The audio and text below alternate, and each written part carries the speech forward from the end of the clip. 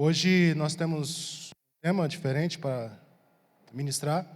E o tema de hoje é o pecado que Deus rejeita e nós aceitamos. Washington, então, quer dizer que tem um pecado que Deus rejeita e que a gente aceita. Então, é isso que nós vamos falar hoje. Semana passada, ministração de número 9, eu falei sobre as escolhas dos reis.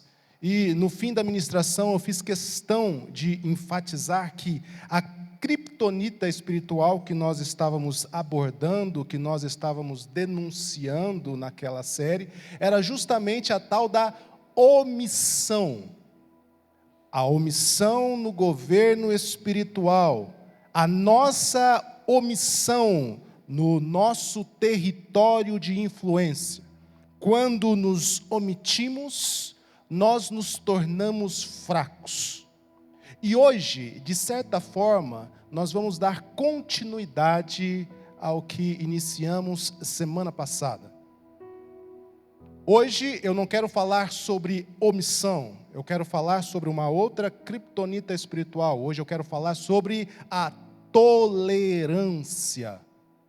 Então, qual é o pecado que Deus rejeita e nós aceitamos? É a tal da tolerância. E nesta ministração, eu vou deixar claro em que contexto a tolerância se torna um pecado. Em que contexto a tolerância nos deixa fracos, nos deixa vulneráveis. Então, hoje nós vamos falar sobre o pecado que Deus rejeita e nós aceitamos. Para começar a falar sobre este assunto, eu quero que você pense em um ambiente pegando fogo. E é um lugar de culto. As pessoas estão orando neste salão, as pessoas estão cultuando, as pessoas estão louvando, as pessoas estão levantando as mãos e adorando, e as paredes estão ardendo em chamas, e o lugar está pegando fogo, e ninguém parece se importar com isso, e ninguém resolve simplesmente dizer: gente, está pegando fogo. Gente, o lugar está se enchendo de fumaça, mas não é um fogo bom não, é um fogo ruim, é de verdade, vai queimar a gente, vai fazer mal, vamos morrer. Todos distraídos e ninguém se preocupando com aquilo, cultuando, consolando-se com seus testemunhos, louvando a Deus, mas não levantam, não procuram a saída. E esta imagem aqui é a imagem de uma igreja da Bíblia Sagrada. Uma igreja que aparece ali no livro de Apocalipse. Livro de Apocalipse, capítulo 2 e 3, fala sobre 7 igrejas. Nesses capítulos, o conteúdo destes 2 capítulos são 7 cartas.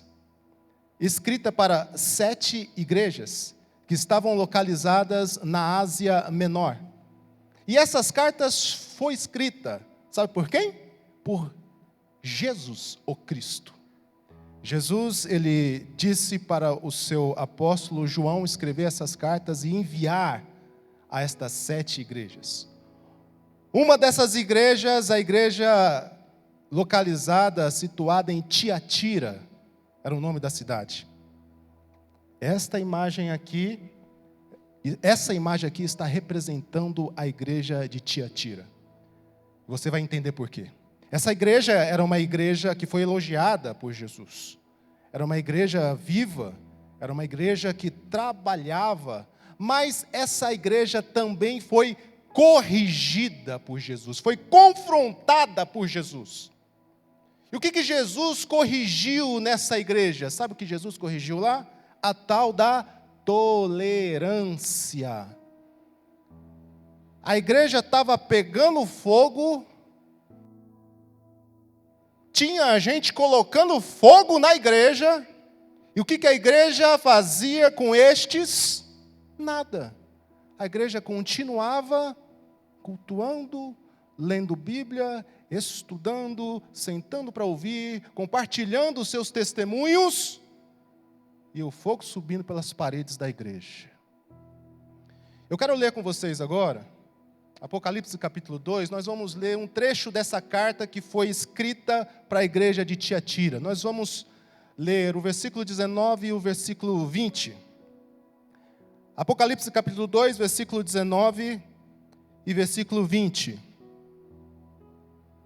Olha o que Jesus disse para essa igreja de Tiatira: conheço as obras que você realiza, o seu amor, conheço a sua fé, o seu serviço, a sua perseverança e as suas últimas obras, mais numerosas do que as primeiras. Segura um pouquinho aqui. Olha o que essa igreja ouviu do próprio Cristo. Irmão, não tem pastor que não ia gostar de uma igreja dessa. É uma igreja que ama, é uma igreja cheia de fé, é uma igreja que persevera, é uma igreja que trabalha, e Jesus está falando o seguinte para eles: gente, eu estou percebendo, eu estou notando que a obra de vocês agora, nos últimos tempos, estão muito maiores do que as obras de vocês de quando vocês começaram. Vocês estão, num gráfico ascendente, top, mas, aí vem o mais, que é o problema da coisa aqui. Versículo 20. Tenho, porém, contra você o fato de você tolerar. O fato do quê? De você tolerar. Que essa mulher, Jezabel, que se declara profetiza, não somente ensine, mas ainda seduza os meus servos a praticar a prostituição e a comer coisa sacrificada aos ídolos. Gente, olha a declaração de Jesus para essa igreja de Tiatira: eu tenho um negócio contra vocês. Eu tenho um negócio contra você, igreja. O que, Jesus? Vocês toleram. Não era para vocês estarem tolerando, mas vocês estão. O pecado que Deus rejeitou, vocês aceitaram. A criptonita espiritual aqui, gente, na igreja de Tiatira, não era apenas o ensino falso daquela pseudo-profetisa, a sedução de Jezabel, e daqui a pouco a gente fala um pouquinho mais sobre Jezabel. De fato, aquilo era uma criptonita espiritual, mas o que Jesus foi confrontar na igreja foi justamente o fato da igreja tolerar as práticas de Jezabel, tolerar os ensinos de Jezabel. E aí Jesus fala: não está certo. E é este o pecado que Deus rejeita, a tolerância. O que é a tolerância? A tolerância era a falta de correção, era o não corrigir, era o não confrontar, era a falta de postura da igreja, era o não se posicionar contra o que estava acontecendo. A pessoa estava tacando fogo na igreja, a igreja estava pegando fogo, no sentido negativo da palavra, e não fazia nada, simplesmente tolerava. Esta mulher Jezabel, e agora eu quero falar um pouco melhor, um pouco mais sobre ela estava influenciando negativamente aquela igreja, estava influenciando espiritualmente. É como se ela colocasse um véu sobre os olhos dos membros daquela igreja, como se colocasse uma faixa nos olhos dos membros daquela igreja. Então imagine a mulher, a Jezabel, e ela está lá, e parece que ninguém vê, está atacando fogo na igreja, e a igreja está: o que dizer, o que fazer quando ele vem? Está tudo ok, não está. O ensino de Jezabel está lá. A coisa está pegando fogo, o teto vai cair em cima da cabeça. Vamos abrir as nossas Bíblias e vamos ler. Vamos dar as mãos e vamos orar. A Jezabel estava sendo tolerada. E o que Jesus disse? tenho contra você o fato de você tolerar a Jezabel. Não se trata apenas, gente, de uma mulher, tá? O livro de Apocalipse trabalha com muitos símbolos, muitos mesmos. Mas todos estes símbolos representam alguma coisa. E esta representação, eu sempre entendo que é literal. Tem gente que quer discutir isso, e eu não creio que todos os símbolos sejam literais. Mas a representação eu creio sim. Por exemplo, Apocalipse capítulo 1, o João tem uma visão e ele vê o Cristo e na mão de Jesus havia 7 estrelas. Será que tem 7 estrelas na mão de Jesus? Será que isso é literal? Não. A estrela é um símbolo, e é o símbolo de algo. Representa o quê? Pastores das igrejas. E aí Jesus está falando, eles estão em minhas mãos. Esta representação, sim, eu entendo ser literal. E quando nós avançamos para Apocalipse capítulo 2, e nós lemos sobre Jezabel, será que existia uma pessoa chamada Jezabel naquela igreja? Não sei, talvez não. Mas Jezabel, ela representa algo. Jezabel é o símbolo. Ela representa um espírito de influência doutrinária corrupta na igreja. Jezabel é uma representação. Representação do que, Washington? De um ensino errado.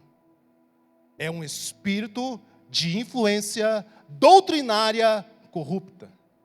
Mas será que esta Jezabel de Apocalipse capítulo 2, será que ela remete àquela Jezabel do Antigo Testamento?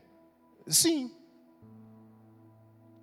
A Bíblia conta a história de uma rainha chamada Jezabel. Foi rainha em Israel, esposa do rei Acabe. E esta rainha, ela ensinou, e ênfase aqui na palavra ensinou, ela ensinou Acabe a adorar deuses pagãos. Ela ensinou a idolatria ao povo de Israel. Ela instituiu em Israel diversos cultos pagãos. Ela mantinha com o dinheiro do reino 850 profetas de deuses pagãos, tá? Profetas de Baal, profetas de Azera.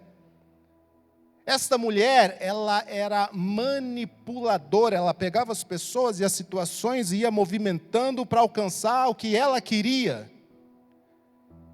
E a Bíblia apresenta essa mulher como uma mulher sedutora também. Inclusive, quando ela morreu, e 2 Reis, capítulo 9, conta a história da morte de Jezabel. O seu marido já não estava mais vivo, e quem estava reinando era um dos seus filhos. Jezabel, em 2 Reis, capítulo 9, era a tal da rainha mãe. E Deus levantou um homem chamado Jeú, para que este fosse o rei, no lugar do filho da Jezabel. E aí, o que Jeú faz?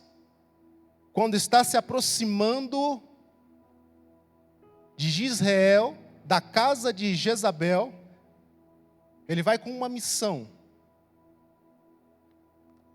Quando Jezabel descobre que aquele homem está indo, o que ela faz? Ela vai no guarda-roupa dela e pega aquela roupa mais sedutora que ela tem.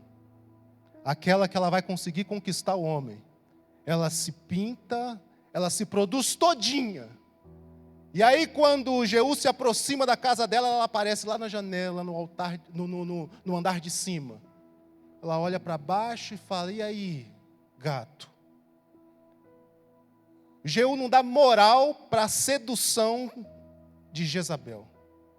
Jeú olha para cima e fala assim, tem alguém aí em cima comigo? 3 bota a cabeça lá. Aí ele fala assim, pega essa mulher aí, essa piriguete gospel, não dá nem para chamar de gospel, porque era pagã. Pega essa piriguete aí e joga aqui embaixo. Os homens não pensaram 2 vezes. Pegou a mulher e jogou lá embaixo.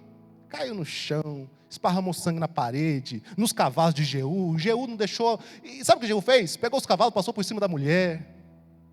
Essa foi a morte e foi o fim da Jezabel do Antigo Testamento. Aí a gente volta para o Novo Testamento, Apocalipse capítulo 2. Jesus falando, vocês estão tolerando a Jezabel. Do que Jesus estava falando, vocês estão tolerando este espírito de manipulação. Vocês estão tolerando este espírito de corrupção. Vocês estão tolerando este espírito de sedução. Vocês estão tolerando este espírito de influência doutrinária corrupta. E é isso que Jesus estava denunciando. E é contra isso que Jesus estava falando. Esse espírito na igreja, sabe o que ele faz? Ele seduz. Ele relativiza o pecado. Ele vai dizer que não é bem assim. Ele vai dizer, é normal. Ele vai dizer, todo mundo faz. Sabe o que ele vai fazer? Ele vai transformar a graça de Deus em permissividade. É o espírito da Jezabel na igreja. E hoje, na igreja moderna, o espírito de Jezabel está por aí. Ele atua com ensinos que, na verdade, são culturalmente aceitos. Só que são espiritualmente tóxicos. E a gente está denunciando esta criptonita espiritual, porque ela tem enfraquecido muito crente e muita igreja. Gente, de um lado a gente tem a tal da Jezabel, com seus ensinos, com a sua corrupção, com a sua manipulação, com a sua sedução. Do outro lado, a gente tem a igreja de Tiatira. Lembra que o que Jesus falou dessa igreja ama, essa igreja serve, essa igreja trabalha. Mas, gente, essa igreja também tolera o que esta Jezabel está fazendo. O pecado que Deus rejeita e nós aceitamos é a tolerância. É quando a igreja vê o que a Jezabel está fazendo e simplesmente não faz nada. E simplesmente joga a sujeira para debaixo do tapete. Então pensa comigo nessa casa bonita, limpa, organizada, com a sujeira debaixo do tapete. Quem não vê debaixo do tapete, parece que, nossa, está bonita a casa, está organizada, hein? Top, está chique, está em dia com a limpeza. Mas a sujeira está debaixo do tapete. Debaixo do tapete ali tem terra, tem uns bichos peçonhentos, tem podridão. E é contra isso que nós estamos pregando, essa tolerância ao pecado. Mas pensa comigo, gente, por que nós não confrontamos mais? Será que é por medo de sermos tidos como intolerantes? Neste mundo onde fala-se muito do politicamente correto, onde a opinião está se tornando crime também? Será que é receio nosso de simplesmente expor? Então é melhor esconder a sujeira embaixo do tapete?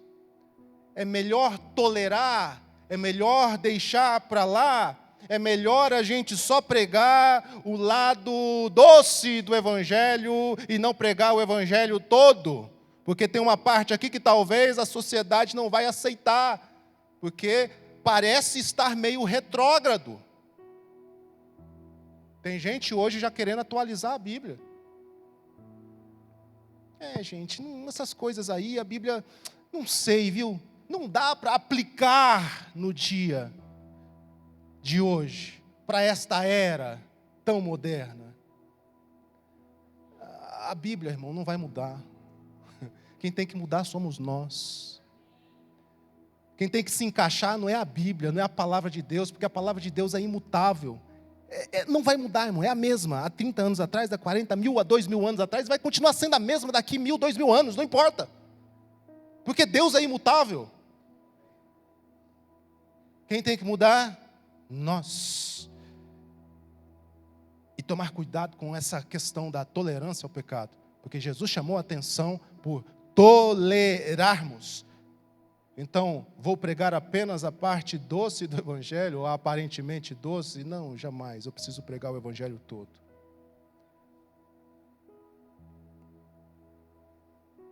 O amor, ele corrige.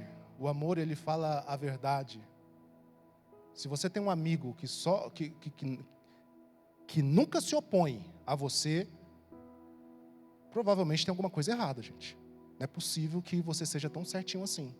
Não é possível que eu seja tão certinho assim, que eu nunca erre, que eu nunca fale. Meu amigo sempre concorda comigo. Então, peraí. Nunca me diz a verdade, nunca me confronta, nunca me corrige. Que amizade é essa? Porque o amor verdadeiro, ele corrige, ele não apenas consola. E a gente precisa tomar cuidado, porque o que a gente cobre, a Jezabel está governando. E é por isso que eu preciso falar. E é por isso que eu preciso confrontar. E é por isso que eu preciso deixar um pouquinho de tolerar. Porque o Senhor me colocou aqui, o Senhor te colocou do lado dessa pessoa, na casa onde você está, o ministério que você exerce, para você fazer alguma coisa. Isso envolve também o confronto. Isso envolve também não tolerar tudo. Mas como quebrar este ciclo da tolerância? A coisa está pegando fogo. E a gente precisa fazer alguma coisa. Como que a gente quebra o ciclo da tolerância? 3 passos. Primeiro, identifique o que você tem tolerado. Segundo, recuse a graça permissiva. E terceiro, confronte com amor. Esses 3 passos. Eu quero falar sobre cada um desses passos. O objetivo é quebrar o ciclo da tolerância. Se a minha tolerância tem impedido que a vontade de Deus seja feita, a minha tolerância está errada. A minha tolerância, ela está oposta à vontade de Deus. Por quê? Porque o pecado que Deus rejeita, eu estou simplesmente aceitando. Primeiro passo, identifique o que você tem tolerado. E, gente, para todo problema, primeiro a gente precisa identificar o problema, né? E reconhecer que tem um problema.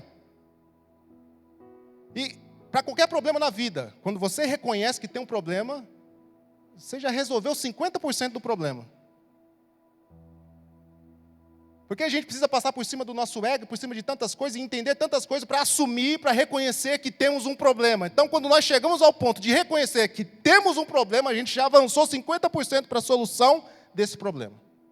O primeiro passo para a solução de qualquer problema é, óbvio, reconhecer que se tem um problema. Só que nesse caso aqui, a gente precisa da ajuda do Espírito Santo, porque é difícil a gente olhar e simplesmente aceitar que nós nos tornamos tolerantes demais.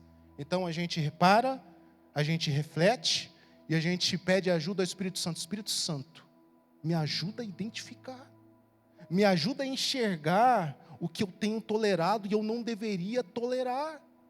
Eu não quero receber uma carta, e pelo jeito eu estou recebendo uma carta hoje, sua, Jesus, dizendo que eu estou tolerando. E eu não quero seguir nesse caminho, mas abra os meus olhos. Então, nesta reflexão, a gente precisa da ajuda do Espírito Santo, e vai nos convencer, e vai nos ajudar a entender o que é que nós temos tolerado. O apóstolo falou aqui agora há pouco, sobre o que você está consumindo. O que você está assistindo? O que você está ouvindo? Que talvez antes não assistiria, antes não ouviria, mas agora se tornou aceitável, se tornou tolerável. O que mudou? Será que antes você estava errado e agora está certo? Ou antes estava certo e agora está errado? Com o que você está consumindo? É olhar para dentro de si e pedir ajuda do Espírito Santo. Espírito Santo, o que é que eu estou vendo, o que eu estou fazendo, o que eu estou assistindo, o que eu estou ouvindo, que se tornou tolerância. Ou pior, o que é que eu estou ensinando que desagrada ao Senhor? Não é só o que eu consumo, mas é o que eu ensino, através das minhas ações, através das próprias palavras também. Às vezes eu estou ensinando algo que é completamente oposto à tua vontade. Eu assumi o papel da Jezabel. Eu não estou nem mais aqui no papel daquele que tolera a Jezabel. Não, eu virei a Jezabel, com ensinos corruptos. ensinos doutrinários equivocados. E essa é uma análise que a gente precisa fazer constantemente. Por isso que eu disse que esse é o primeiro passo, é identificar o que você tem tolerado. Que comportamento talvez você normalizou na sua vida? Ou normalizou na vida dos liderados? Identificar o que você tem tolerado. Gente, eu não estou falando aqui para a gente ir para o extremo do legalismo. O que é o legalismo, Washington? O legalismo é a tentativa de conquistar o favor de Deus, seguindo regras, seguindo leis, seguindo tradição de homens. Quando eu digo para não normalizarmos tudo, eu não quero dizer para você caminhar para um extremo legalista. Quando meus pais aceitaram a Cristo, eu era um pivetinho. Eu nem lembro da minha vida antes de igreja evangélica. E já tenho 41 anos de idade. Meu pai, no ambiente que nós crescemos, nas igrejas que nós crescemos em Guarulhos, não podia, por exemplo, usar uma bermuda, usar um short. Minha mãe não podia também usar uma bermuda, não podia usar uma calça. Minha mãe não podia depilar. Minha mãe não podia usar um brinco. Minha mãe não podia pintar um cabelo. Minha mãe não podia se maquiar. Qual que é o problema de regras humanas? Sinceramente, nenhum. Qual que é o problema de tradições de homens? Nenhum, nós temos regras, nós temos tradições. O problema é quando a gente pega essa regra, e aqui está a palavra de Deus, a gente pega a nossa regra humana, a nossa lei humana, a nossa tradição, a gente vai levando e equipara com a palavra de Deus. Eleva até o nível de palavra de Deus e dá o peso de lei, de palavra de Deus para a regra humana. E aí a gente começa a dizer que quem não faz o que eu faço não é tão santo quanto eu. Quem não faz o que eu faço precisa se tornar igual a mim. Só que a referência é a regras humanas. A cultura. E eu disse, não tem problema ter uma cultura. Há diversas culturas eclesiásticas. O problema é quando a gente eleva essa cultura ao nível de palavra de Deus. E aí eu acho que porque eu estou seguindo esta regra, esta lei, essa tradição, eu vou ser favorecido por Deus. Porque eu me acho mais santo, só que eu não sou. O que torna o homem santo, a obediência é aquilo que Deus ensinou, não aquilo que os homens ensinaram. Tanto que as regras, as leis humanas passam. E eu estava, em uma época da minha vida, nesse extremo aqui. E aí a coisa foi mudando, o ensino foi mudando, e a igreja foi pregando, e foi dizendo, gente, é que não é bem assim, não é questão de ser pecado, a mulher usa calça, pode pintar o cabelo, pode usar o brinco, e a igreja foi mudando. Só que parece, irmão, que saiu de um extremo e foi para o outro, completamente o oposto. Saiu do legalismo e veio para um liberou geral.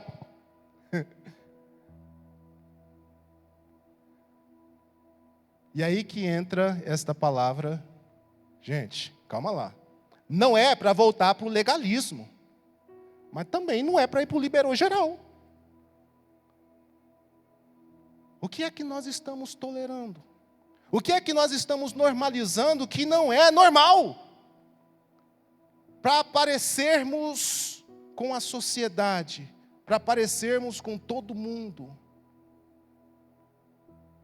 O Senhor tem nos chamado para uma jornada de santidade. E a gente vai estar no meio, sem ser do meio. A gente precisa estar no meio. Nós não precisamos nos enclausurar e ir para o monastério. Nós devemos estar no meio, sem ser do meio. para que o Senhor possa resplandecer através de nós, para que a luz do Senhor possa brilhar através de nós. Eu preciso ser, sabe como a lua é em relação ao sol, em relação à terra? Eu preciso ser assim, em relação a Deus e em relação ao mundo. A lua está lá de boa, sendo lua, e ela recebe a luz do sol, e ela reflete na terra. E quando ela está numa posição onde ela consegue refletir uma grande parte de si, ela clareia mais ainda as nossas noites. E na nossa jornada, no dia a dia, nós precisamos ser igual a lua. Estarmos bem posicionados em relação a Deus e em relação ao mundo, para que a gente possa resplandecer uma luz que não é nossa, é uma luz que é dele. Não é um brilho meu, é um brilho dele. É uma santidade que ele colocou em mim, sobre mim e através de mim. Então, gente, eu preciso, para quebrar o ciclo da tolerância, identificar o que eu tenho tolerado sem ir para nenhum extremo. E para isso eu preciso ter intimidade, para isso eu preciso ter relação com Deus e com a palavra dele, para entender esse trem aqui. O segundo passo é recusar a graça permissiva. Tem um capítulo no livro Kryptonita que é justamente, o título dele é A Graça Mal Compreendida. Nós precisamos recusar uma graça que é uma graça permissiva, uma graça onde pode tudo. É a história da graça barata, mas a graça é gratuita, não é barata. A graça barata fala de um perdão sem arrependimento. Fala sobre seguir a Cristo sem carregar a sua cruz. Essa é a graça barata. A graça preciosa exige quebrantamento, espera que a gente carregue a nossa cruz. Essa graça preciosa espera mais de mim, mais de você. Uma postura, uma decisão séria para resplandecermos a luz do Evangelho onde nós passarmos. Então, a graça, ela não nos encobre para continuar pecando. A graça, ela nos fortalece para vencermos o pecado. A graça, ela nos empodera para vencer o pecado. Graça é capacitação divina para fazer a vontade de Deus. Qual que é a vontade de Deus? A graça está ali me capacitando para isso. Não é liberação para fazer o que eu quero, ou pior, para fazer o que a minha carne, o que a minha natureza pecaminosa quer. Então, nesse segundo passo, recuse a graça permissiva. Qual parte do Evangelho nós estamos aceitando e qual parte do Evangelho nós estamos evitando? Irmão, é sobre o Evangelho todo, não é sobre um Evangelho parcial. A Bíblia fala sobre o amor de Deus, mas fala sobre a sua ira também. A Bíblia, ela fala sobre bênção, mas ela também fala sobre juízo. Ela diz que Deus é bondade, mas também diz que Deus é severidade. Romanos capítulo 11, versículo 22 diz assim, considerai, pois, a bondade e a severidade de Deus. Para os que caíram, severidade. Para vocês, bondade. Amém. Bondade desde que vocês permaneçam nesta bondade. Caso contrário, vocês também serão cortados. Romanos 11, 22. Parece que tem gente que tem a impressão que que Deus é um senhorzinho sentado no trono, cabelinho branco, barbinha branca, com um ar de riso constante no rosto. Nossa, que senhorzinho bonzinho. Não faz mal para ninguém. Essa é uma interpretação muito errada de quem é Deus, irmãos. Talvez a gente precise ler um pouco mais a Bíblia, para entender que Deus, Ele é bondade, mas Ele também é severidade. Deus amou o mundo de tal maneira que deu seu Filho unigênito para que todos aqueles que nele crêem não pereçam, mas tenham a vida eterna. Nossa, olha o amor de Jesus, olha o amor de Deus, Ele amou o mundo de tal maneira. Sim, só que a Bíblia também fala de um Deus, que é o mesmo Deus, que mandou um dilúvio sobre a face da terra e matou toda a população da terra. Matou crianças, jovens, adolescentes, mulheres, idosos, mulheres grávidas. Fala de um Deus que mandou uma destruição sobre Sodoma e Gomorra. Matou praticamente todo mundo. No dilúvio se salvaram 8 pessoas. Sodoma e Gomorra era para ter se salvado 4. No final, salvaram-se 3. O que você está querendo dizer com isso, Washington? Que a gente precisa reconhecer e conhecer o Deus que nós servimos. A Bíblia, ela fala de salvação, mas ela também fala de destruição. A Bíblia fala de céu, mas ela também fala de inferno. E aí, com a nossa tolerância, as pessoas estão caminhando a passos largos para o inferno e a gente está... Não está tudo bem, está pegando fogo. Igual a imagem que nós vimos aqui no começo, o teto vai cair se a gente não fizer nada. E aí vem Jesus e escreve uma carta e fala, João, fala lá para a igreja de Tiatira, tão bem, só que estão tolerando a Jezabel. E isso é uma criptonita, isso vai enfraquecer, isso vai deixá-los doentes, vai deixá-los vulneráveis. Eles precisam fazer alguma coisa contra isso. Fala para eles assim, eu tenho contra vocês o fato de vocês tolerarem. Terceiro passo aqui para quebrar o ciclo da tolerância. Confronte com amor. E o com amor aqui é muito importante. Semana passada eu falei o seguinte, irmão, não seja um crente chatão. Totalmente inconveniente. Confronte, irmão. Só que confronte com amor. Porque não é sobre caçar pecado. Vamos eleger alguns fiscais de pecado aqui na igreja, apóstolo. Vamos criar um novo cargo eclesiástico. O que você é? Eu sou presbítero, eu sou pastor, e você? Sou fiscal de pecado. Né? Aí fica andando por aí, vendo aí como é que está os irmãos. Né? Analisando todo mundo, né? Fiscalizando para ver se está tudo certo, né, Luizão? Não é sobre caçar pecado, gente. É sobre amar tanto. Olha isso, irmão. É sobre amar tanto que a gente não consegue ficar calado. É nessa análise, nessa reflexão, é clamar a Deus da seguinte forma: Deus, o Senhor ama, mas ama de uma forma impressionante. Me ajuda a amar como o Senhor. Eu quero sentir a mesma compaixão que o Senhor sente. Porque quando eu olhar e perceber que alguém está caminhando na beira do abismo, eu vou lá salvar. Eu não posso ficar tolerando. Imagina que você tem um bebezinho, e o seu bebezinho está lá. Saiu de perto de você e de repente está lá na beira da piscina. O que você faz?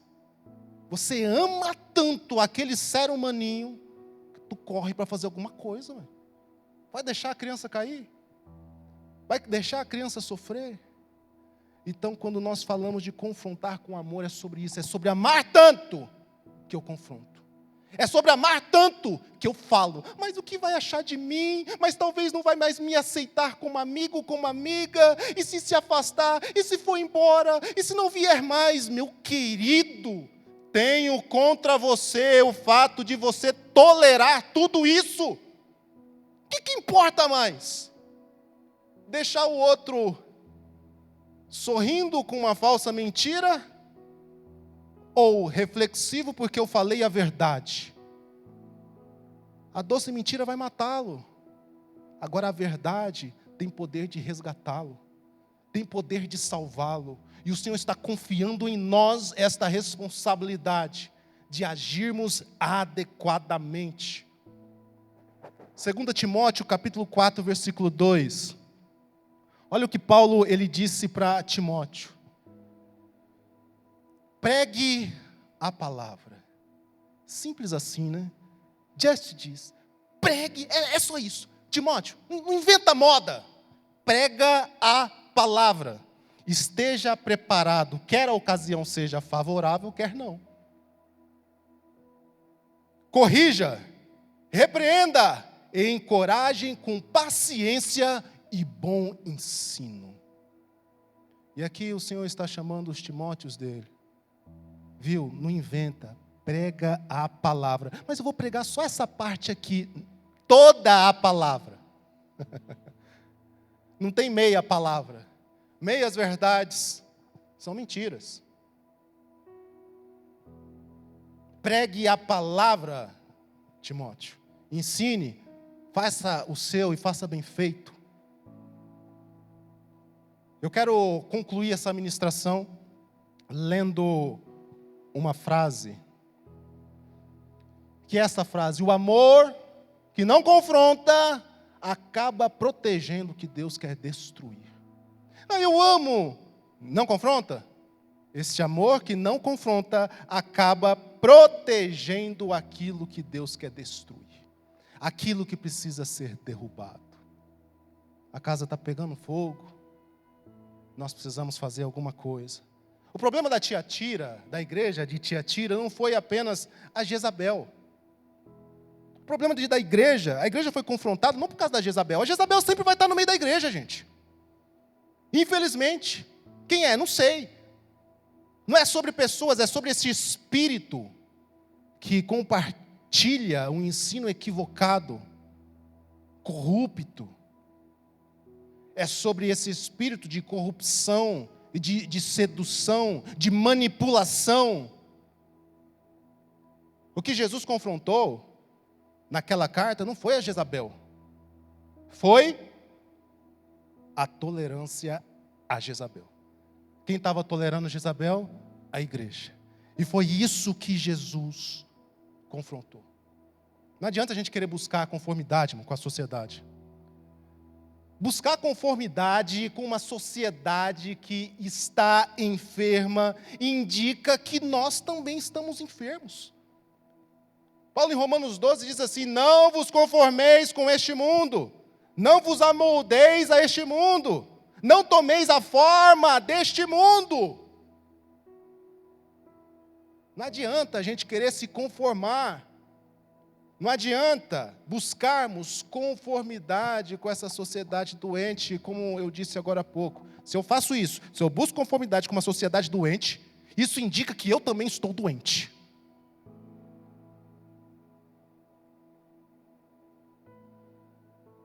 A igreja, a palavra igreja vem do grego eclésia. Essa palavra, ela significa ajuntamento, ela significa assembleia, ela significa isso. Um tempo atrás, eu ouvi algumas ministrações, vi algumas campanhas, que era o seguinte: eclésia, chamados para fora. Por que igreja igual chamados para fora? Porque essa palavrinha eclésia, ela vem de dois radicais gregos. O radical ek e o radical clésia. Ek, chamados para. Clésia, fora. Então, é isso. A junção dos dois, chamados para fora. E como eu disse, eu ouvi essa campanha, eu ouvi esta ministração que dizia: igreja, chamados para fora. A gente pode até dar esse significado para a igreja mesmo, mas é um significado um pouco mais poético. Só que o que essa campanha dizia, o que ela falava, qual era o cerne da ministração? Nós estamos aqui na igreja e nós precisamos sair dessas quatro paredes. Por quê? Porque nós fomos chamados para fora. Nós precisamos cumprir o ID de Jesus, nós precisamos ir por todo mundo, pregar o evangelho a toda criatura. E eu ouvia aquilo e falava: bom, a pregação é essa mesmo, nós precisamos ir por todo mundo, pregar o evangelho a toda criatura. Mas a base não está certa. Por quê? Porque os chamados para fora indica outra coisa, não é isso. Não é chamados para fora de um salão. Porque quando Cristo instituiu a sua igreja, o seu corpo místico na terra, Ele falou de um grupo que se reunia em seu nome. De um grupo, de uma assembleia, de uma reunião em seu nome. Mas se eu quero me referir a esse grupo, dizendo que eles são chamados para fora, o que eu deveria dizer? Jesus, ele pegou um grupo de pessoas e chamou para fora de salão? Não. Chamou para fora de um sistema mundano. Então, se é chamados para fora, é chamados para fora de um sistema, mesmo porque a igreja, a palavra igreja era para se referir ao grupo, não a lugar. O pessoal não se reunia em uma igreja. A igreja se reunia à beira do rio, a igreja se reunia na casa de um irmão, na casa do outro irmão, a igreja às vezes se reunia em um salão onde acontecia muitas coisas. Então, a igreja era a palavra para se referir ao grupo. Séculos depois do século IV, quando a igreja foi institucionalizada, o salão onde a igreja se reunia também passou a ser chamado igreja. Lá no começo, não. Por que você está falando isso, Washington? Porque se igreja significa chamados para fora, nós fomos chamados para fora disso, deste sistema, deste meio. É estar no meio sem pertencer, sem ser do meio. É tipo, a gente precisa andar por aí, gente, tipo um sabonete. Não é liso não, viu, Lilo? Sabonete liso, a gente tem que ser liso, né? Prudente. Mas do que você está falando, Washington? Sabonete, quando eu pego o sabonete e passo na minha pele fica com o cheiro do sabonete. O sabonete fica com o cheiro da minha pele? Não, o sabonete fica com o cheiro de sabonete mesmo. É por isso que eu disse que andando pelo mundo a gente precisa ser igual o sabonete. Tá? A gente vai espalhando o perfume de Cristo, mas a gente não... A podridão do mundo não se impregna em nós. O odor do mundo não nos envolve. Não é percebido em nós. Porque eu estou andando com um sabonete. O perfume de Cristo, ele vai sendo esparramado por aí, e eu vou representando a Cristo onde quer que eu esteja. Então é sobre isso. O amor que não confronta acaba protegendo aquilo que Deus quer destruir. Se alguém conversar com você e perguntar: a sua igreja prega contra o pecado? Você vai falar: prega tanto que o apóstolo inventou uma série só para ficar falando contra o pecado. 12 encontros para ficar colocando luz em todos os ângulos do pecado. É tipo aquela mulher de Lucas capítulo 15. Lucas capítulo 15, eu já vou encerrar daqui a pouquinho.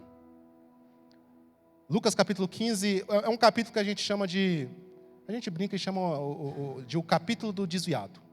Porque tem 3 parábolas. A parábola da ovelha perdida, a parábola da moeda perdida e a parábola do filho perdido. E com relação à parábola da moeda perdida, ou da dracma perdida, uma mulher perdeu a moeda, e o que ela fez? A Bíblia diz que ela deu 3 passos. Primeiro, ela acendeu a luz, ela pegou a lamparina, colocou luz sobre a coisa, sobre o ambiente. Primeiro passo, bota luz. Segunda coisa, o que ela fez? Ela varreu. Varreu. Terceiro passo, ela procurou diligentemente a moeda que ela tinha perdido. Ela procurou cuidadosamente. E é isso que nós estamos fazendo. O objetivo dela era achar algo de valor que ela perdeu. O nosso objetivo aqui é outro. É identificar aquilo que nós estamos tolerando. E Deus rejeitou. Só que o resultado, tanto dela como o nosso, vai ser o mesmo. Ela achou o objeto de valor que ela tinha perdido e limpou a casa. Nós vamos limpar a casa. E nesse processo de limpeza, nós vamos identificar coisas preciosas, coisas valorosas. Porque quando nós estamos orando, nós estamos refletindo, nós estamos diagnosticando, nós estamos deixando a palavra de Deus jogar luz em nós, vai aparecendo aquilo que nós estamos tolerando e precisávamos confrontar, e também vai aparecendo o chamado.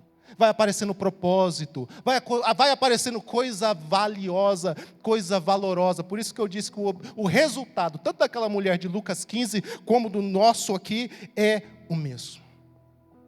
Então eu quero fazer uma oração, uma breve oração com você. Pode ficar sentado mesmo. Se você quiser, feche os seus olhos. Vamos orar por um minutinho. Peça a Deus nessa oração coragem para deixar de tolerar o que Ele rejeita. Ore por discernimento, por convicção, para viver e ensinar a verdade com amor. Deus, no nome de Jesus Cristo eu oro, Senhor, te louvando, porque nós temos o privilégio, Senhor, de sermos confrontados por Tua palavra. Senhor, nós entendemos que nós temos caminhado, nós temos te obedecido em muitas coisas, mas talvez haja algum ponto, Senhor, que nós não estamos identificando. Alguma coisa que nós estamos tolerando, nós precisamos confrontar, em nós ou nos nossos. Espírito Santo, eu te clamo nesse momento, abra os nossos olhos. Espírito Santo, sopra nesse lugar. Espírito Santo, fale em nossos ouvidos. Espírito Santo, traga luz. Espírito Santo, nos ajude. Nós dependemos do Senhor. Deus, nós podemos ser os mais determinados, mas isso não vai ser o suficiente. Nós dependemos, Senhor, da Tua luz, da Tua palavra. Nós dependemos da Tua voz. No nome de Jesus Cristo eu oro. No nome de Jesus Cristo eu clamo por esta igreja. No nome de Jesus Cristo eu peço o Teu favor. Senhor, nós não queremos tolerar mais aquilo que o Senhor tem rejeitado. No nome de Jesus Cristo eu oro. Amém? Deus te abençoe, quero te agradecer pela atenção. No nome de Jesus Cristo, eu oro para que vocês sejam abençoados, que a graça e a paz de Jesus sejam multiplicadas sobre a vida de vocês. Amém? Você pode dar uma linda salva de palmas para o Senhor? Aleluia!